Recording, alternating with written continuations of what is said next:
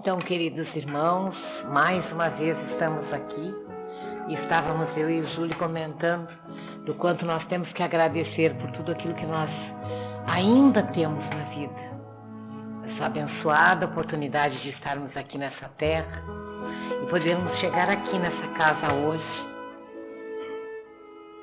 para que nós possamos receber tudo que nós precisamos para o equilíbrio físico, espiritual, que essa equipe que já nos ampara, nos cerca,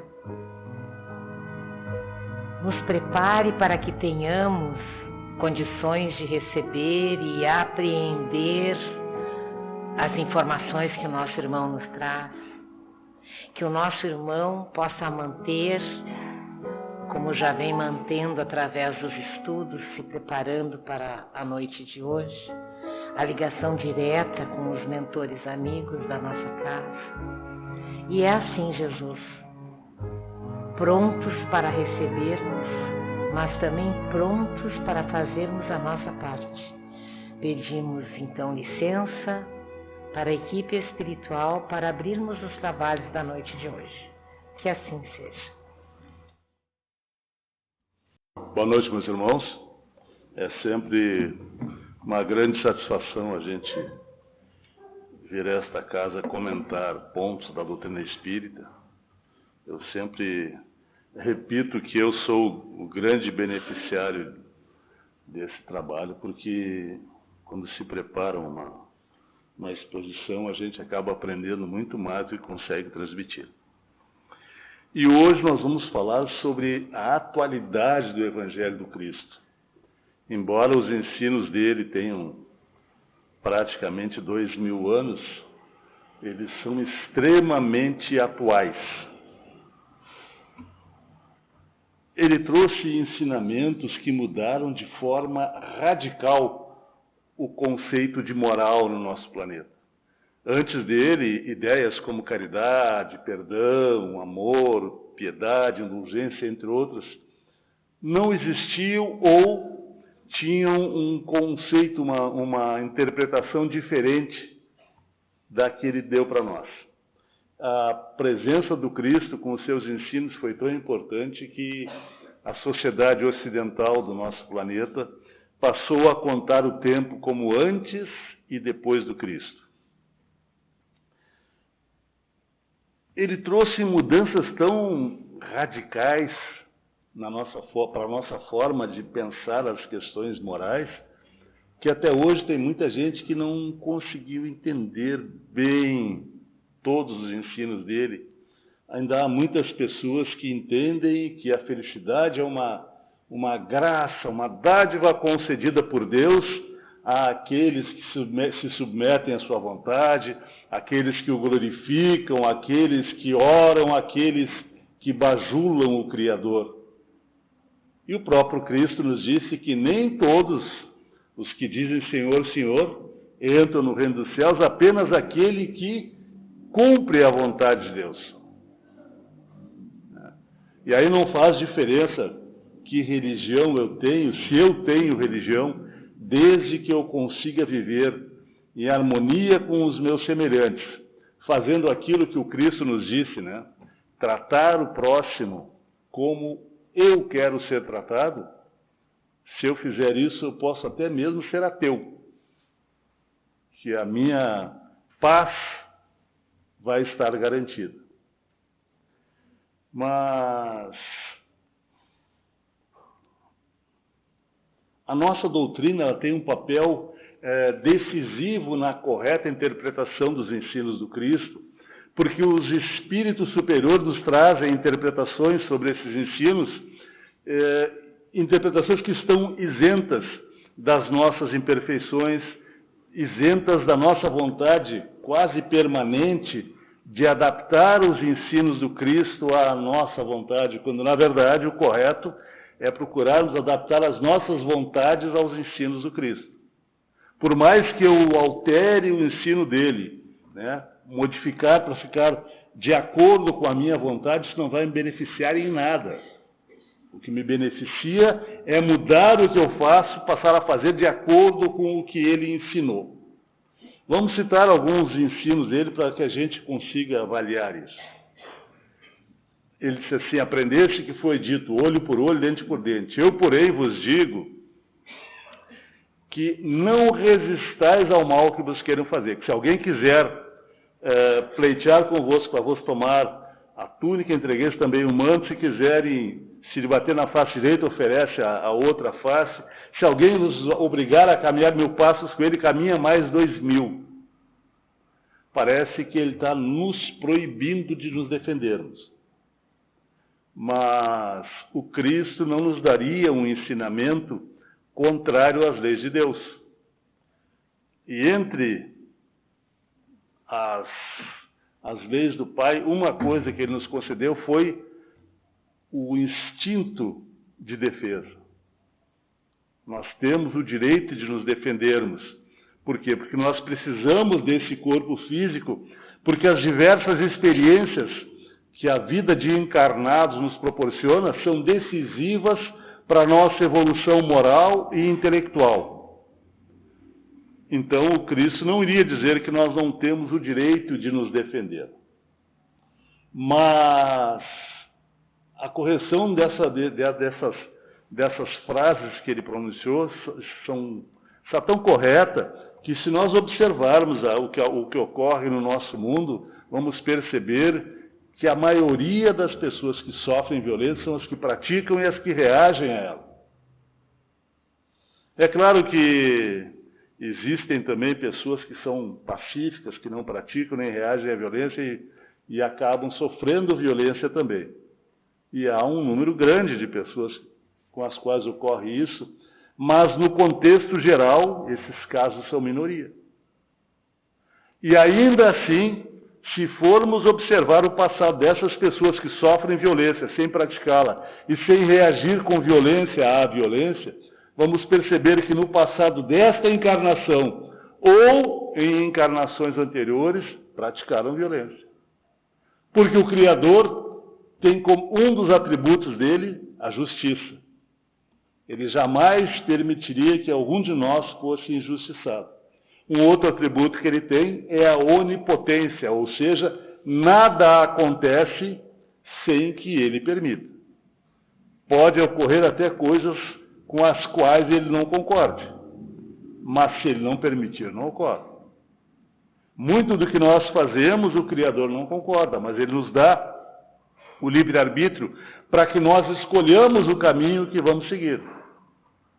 E nós podemos sim escolher os caminhos a seguir, só não podemos escolher o que vamos encontrar no caminho.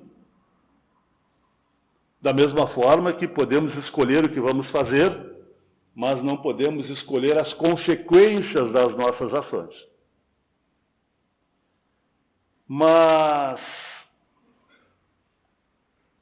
quando a gente começa a meditar a respeito disso, por que a gente não deixa para lá quando nos ofende? Por que a gente se revolta quando alguém nos prejudica ou nos causa alguma ofensa? Vamos perceber que isso ocorre por causa do nosso orgulho. É o orgulho que faz com que a gente se revolte quando acontece alguma coisa que não gostaríamos que acontecesse, ou quando não acontece aquilo que nós queremos, quando as pessoas não fazem aquilo que gostaríamos que elas fizessem, fazem coisas que nós não gostaríamos que fizessem. Mas falando em orgulho, o que o Cristo falou a respeito dele? Lá no Evangelho de Mateus, nos capítulos 5 e 18, ele diz assim: bem-aventurados os pobres de espírito, porque deles é o reino dos céus. Aquele, portanto, que se humilhar e se tornar pequeno como uma criança, será o maior no reino dos céus. Esquecidos ou não dando importância desse ensino do Cristo, boa parte de nós consideramos sem importância pessoas que lutam pela sua própria sobrevivência e que muitas vezes precisam da caridade alheia para se alimentar ou para se vestir ou para outras exigências da vida para eles. Mas observemos o que diz a irmã Rosário lá no capítulo 13 do Evangelho, no item 9. Ela diz assim, ó, se pudesseis saber da alegria que experimentei ao encontrar no além alguns daqueles que na minha última existência me fora dado servir. E ela diz mais, encontrei aqui um dos pobres que por felicidade eu pudera auxiliar algumas vezes e ao qual agora eu tenho que implorar auxílio. Parece não ser de grande relevância isso, mas irmã Rosália não era um Júlio qualquer. Quando a gente procura conhecer a história dela, ela viveu na França entre os séculos 18 e 19, era uma religiosa, ela dedicou toda a sua vida aos necessitados. Ela trabalhava, segundo a bibliografia, ela trabalhava diuturnamente em função das necessidades morais, espirituais e materiais das pessoas. Criou orfanato, escola, criou um dispensário que é onde as pessoas pobres vão buscar assistência médica, medicamentos, vacinas, alimentos. Criou uma farmácia, uma escola, um orfanato, e durante a Revolução de 1848, a Revolução de 1848 não foi uma revolução localizada, foram diversas revoltas que ocorreram na Europa entre 1848 e 1849, de pessoas do povo que exigiam liberdade de imprensa, direitos iguais para todos, melhor condição social, política, financeira, menos poder absoluto para os reis. E isso acontecia em vários pontos da Europa, e foi um período de cerca de um ano em que a Europa viveu um verdadeiro caos. E nesse período em que morreram milhares e milhares de pessoas pela repressão dos poderes constituídos da época, ela arriscava até a própria vida protegendo e cuidando daqueles que participavam dessa insurgência e acabavam feridos pelo poder constituído. Então, vejo, não era um espírito qualquer. Ela não deu uma esmolinha de vez em quando, como a gente faz. Ela dedicou toda a sua vida em benefício dos sofredores. E um desses, que era um pobre, que ela ajudava a se alimentar aqui, lá, ela é que tinha que pedir ajuda para ele. E aqui nós não costumamos dar importância para as pessoas, a não ser quando elas têm poder econômico, poder político, poder social. Mas quem são os pobres de espírito? Por pobre de espírito, Jesus está se referindo aos humildes, aos simples. E a humildade é uma das qualidades que mais nós precisamos. Por quê? Porque ela é frontalmente contrária ao orgulho. E o orgulho, se nós formos analisar os nossos sofrimentos aqui no mundo material, vamos perceber que ele é o maior causador das nossas dores, dos nossos sofrimentos. Ele ou alguma das imperfeições originárias do orgulho, como ambição, inveja, ciúme, etc. Então, se o orgulho é a maior causa das nossas dificuldades e a humildade acaba com o orgulho, precisamos aprender, sim, a sermos humildes, a nos libertarmos do domínio desse verdadeiro monstro que a gente, por muitos séculos, cultivou dentro de nós mesmos, até com carinho. Como aquela frase, eu não levo desaforo para casa. Está pensando que eu sou o quê? Ou o que tu pensa que é? Nós, afastados do Criador, não somos nada. Quando alguém me pergunta como é que eu estou, eu sempre digo que eu estou melhor do que eu mereço. E parece assim, uma frase de retórica. Não é, não. Não existe um único encarnado aqui na Terra que não esteja melhor do que merece. Porque todos nós, sem exceção nenhuma, somos espíritos muito comprometidos com as leis do Pai, causamos muito mal a nós e aos nossos semelhantes ao longo das nossas encarnações e só não sofremos mais pela bondade do Criador, que não nos põe na Terra para a gente sofrer, nem como algumas pessoas pensam, para pagar os pecados. Não, Ele nos coloca aqui para a gente evoluir, para a gente fazer aquilo que o Pedro nos disse, né? Cobrir com amor a multidão dos pecados. Fazer o bem para não precisarmos sofrer. Quando nas nossas relações com os nossos familiares, seja o nosso familiar ou pessoas fora de casa, no trabalho, casa espírita, onde quer que seja, alguém nos trata de uma forma que nós consideramos que seja desconsideração, grosseria, né? A gente se melindra, se magoa. Por quê?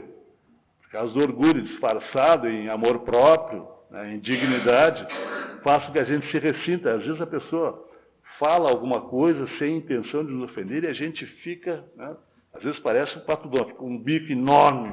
Né? Quem tu pensa que é? Por que tu não me respeita? Se nós fôssemos humildes, quando alguém nos ofendesse, nós ficaríamos com pena da pessoa. Porque a minha moral não está na mão de ninguém, ela está na minha mão. Ninguém pode me denegrir. Por mais que alguém queira me ofender, não tem como me denegrir. Mas eu me ressinto quando não me trato como eu acho que mereço ser tratado, né? Por causa do meu orgulho. Então, as nossas relações com os nossos irmãos, elas são muito mais tumultuadas por causa do nosso orgulho e por causa do orgulho deles, dos nossos semelhantes. Mas não é só o orgulho que nos causa problema. O Cristo também disse assim: bem-aventurados os brandos, porque possuirão a terra. Bem-aventurados os pacíficos, porque serão chamados filhos de Deus. A mansidão, a brandura, a gentileza tem uma grande importância nos relacionamentos humanos. Se todos nós fôssemos mais gentis, mais pacíficos, mais brandos no tratar os nossos semelhantes, as nossas relações humanas seriam muito melhores. E o pior, e eu já vi acontecer com muita gente, e certamente deve ter acontecido comigo mesmo também, porque eu sou tão imperfeito quanto todos aqueles que estão encarnados aqui na Terra. Muitas vezes a gente não trata os nossos irmãos como queremos ser tratados e achamos que, em contrapartida, eles têm que nos tratar com gentileza, com brandura, com respeito. Mas quando a gente trata os nossos irmãos com gentileza, com brandura, com educação, estamos induzindo os nossos irmãos a nos tratar da mesma forma. Mas o Cristo também nos disse que se nós não perdoarmos aos nossos irmãos as faltas que cometerem contra nós, também o Pai Celestial não perdoaria os nossos pecados.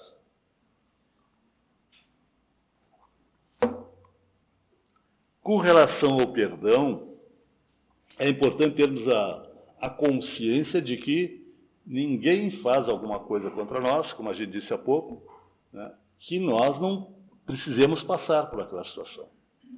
Porque Deus é justo e nada ocorre sem que Ele permita. Na verdade, se eu perdoar aquele que me ofendeu ou que me prejudicou, isso não vai fazer nenhuma diferença na responsabilidade dele perante as leis de Deus. Ele vai responder sim pelo que ele fez, mesmo que eu o perdoe, que eu o esqueça, até mesmo se eu não perceber que ele me ofendeu ou me prejudicou. Mas, para mim faz diferença. Porque se alguém me ofender ou me prejudicar e eu não perdoar, cada vez que eu lembrar da ofensa ou do prejuízo, eu vou me perturbar. E se eu estiver muito revoltado, muito magoado, com muito ressentimento, essa perturbação, esse sofrimento aumenta mais. Por isso, a gente não deve procurar perdoar apenas as faltas mais leves, mas principalmente as mais graves. Por quê? Porque quanto mais eu sentir como grave a ofensa ou o prejuízo, mais eu me ressinto. E isso vai além de uma questão psicológica. Porque quando eu estou perturbado, revoltado, magoado, enquanto eu estiver assim, eu vou estar permanentemente derramando venenos em mim mesmo, com os meus fluidos, com as minhas energias negativas. E isso, se continuar ocorrendo durante a minha encarnação, vai interferir sim na saúde física. E vai, até já comentei algumas vezes, pode me trazer uma série de doenças. Desde a menos grave, lá que a gente possa considerar como pressão alta, que é fácil de ser tratada, até doenças gravíssimas como o câncer. Todas, sem exceção, podem ser originárias da mágoa, do ressentimento, do ódio. Então, quando Cristo disse que se eu não perdoar, Deus não me perdoa, não é que o Criador vai ficar me olhando, o Júlio não perdoou, eu vou castigar. Não. As leis são dele, por isso o Cristo disse, o Pai não vai perdoar. Porque as leis que ele criou vão agir sobre mim, elas agem sobre todos no universo, independentemente da gente querer ou não. Nós estamos submetidos às leis do Pai e não há como nos eximirmos da influência dessas leis, da ação dessas leis sobre nós. Só nos resta nos adaptarmos a elas. Se nós queremos ser mais felizes, temos que nos adaptar a essas leis. Mas, com relação ao perdão, o Cristo também disse assim, quando fordes depor a vossa oferenda no altar, se te lembrares que teu irmão tem alguma coisa contra ti, deixa a oferenda, vai te reconciliar com teu irmão, depois volta para fazer a oferenda. Nós espíritas sabemos muito bem mesmo, a importância da reconciliação. No mínimo, a reconciliação, que, como Cristo disse, enquanto estamos a caminho com o nosso irmão, evitaria um possível futuro caso de obsessão. Os casos de obsessão, principalmente os mais graves, via de regra, são consequência de dissensões que ocorreram no passado, um prejudicou alguém, o problema não foi resolvido, aí mais tarde um está encarnado, outro desencarnado, o desencarnado diz, agora está a minha mercê, vou me vingar do que tu me fez. E aí, por uma questão de justiça, se eu causei mal ao meu semelhante e não resolvi essa questão, e ele depois resolve se vingar, boa parte das vezes ele consegue atingir o objetivo, sim.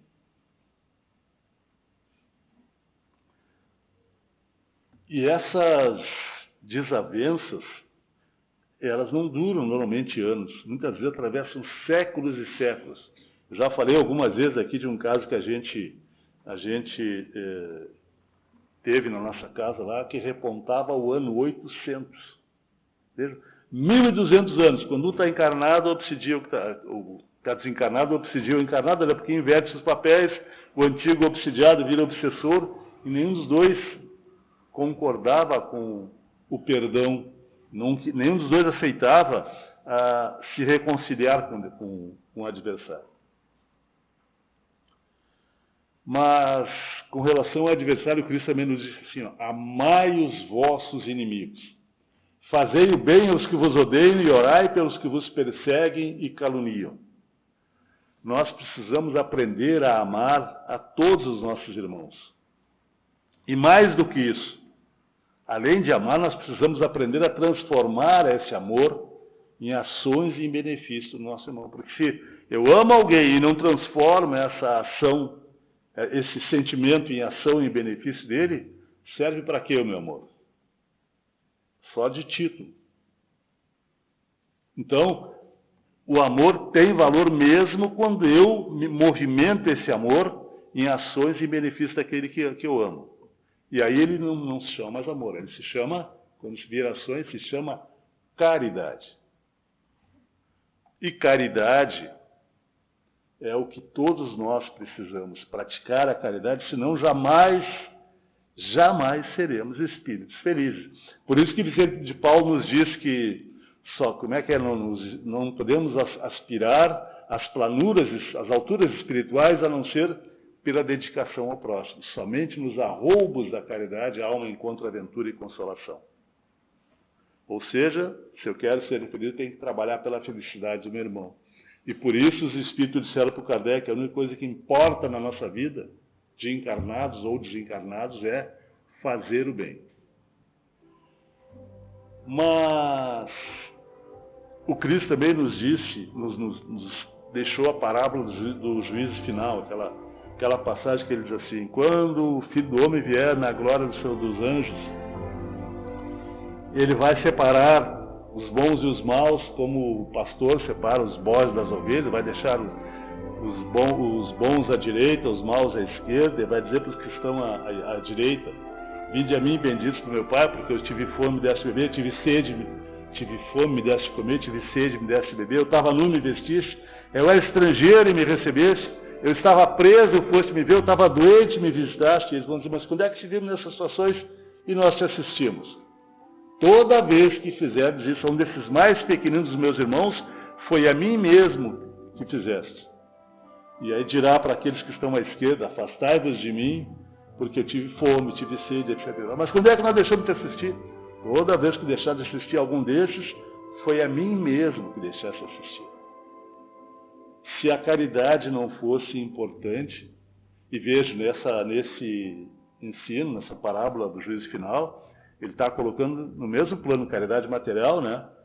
Aceitar um estrangeiro, visitar um doente, visitar alguém que está prisioneiro, dar roupa, dar alimento, dar água.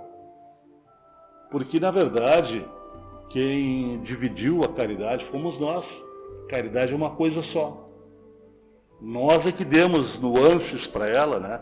Caridade material, caridade moral, caridade intelectual, seja como for.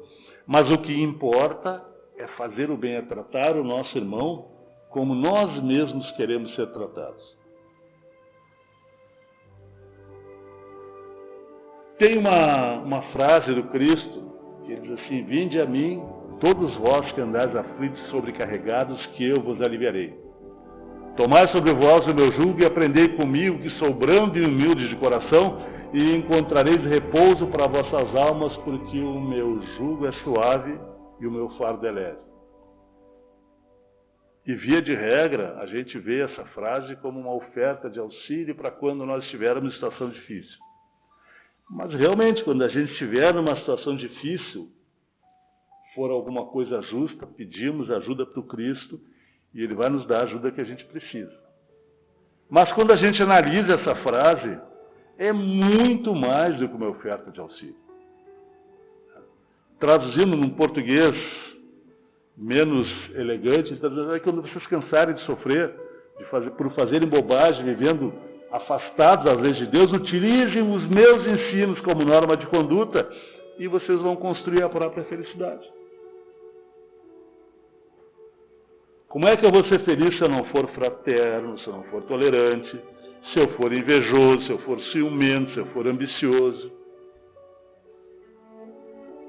Nenhum dos ensinos do Cristo nos foi dado para restringir a nossa liberdade, mas para nos libertar de nós mesmos. Por isso ele nos disse que nós devíamos conhecer a verdade, que ela nos libertaria. A verdade é o quê? A verdade é a lei de Deus. Essa nós precisamos conhecer. Mas, de que adianta eu conhecer a lei de Deus de fio a pavio e não praticar? É o mesmo que eu estar doente, o médico me receita uma série de medicamentos, eu compro, deixo lá no meu bidê, na penteadeira do quarto lá, e fico olhando, agora tem que ficar bom, os remédios estão ali. Eu só me beneficio do conhecimento quando eu o utilizo no meu dia a dia. Eu costumo utilizar tanto as questões morais, quanto os conhecimentos sobre as leis materiais do Criador. Então, eu preciso conhecer as leis do Pai, e não tem melhor forma de conhecer as leis do Pai que estudá-las através da doutrina espírita, e essa casa tem vários cursos, né, que a gente pode fazer, mas conhecer e praticar. Não adianta conhecer toda a doutrina e não pô-la em prática. Eu conheci alguns espíritas que eram, inclusive, palestrantes, e que depois do desencarne passaram por maus bocados do lado de lá, porque conheciam e não praticaram. E o Cristo falou sobre isso, né? Muito será pedido para aquele que muito recebeu. Espero que a gente, de alguma forma, tenha sido útil com esses comentários, Que os nossos benfeitores espirituais, nossos espíritos familiares, os nossos anjos guardiões nos auxiliem a vivermos em harmonia com as leis do Pai, para que desta forma construamos a nossa própria paz. Muito obrigado, meus irmãos.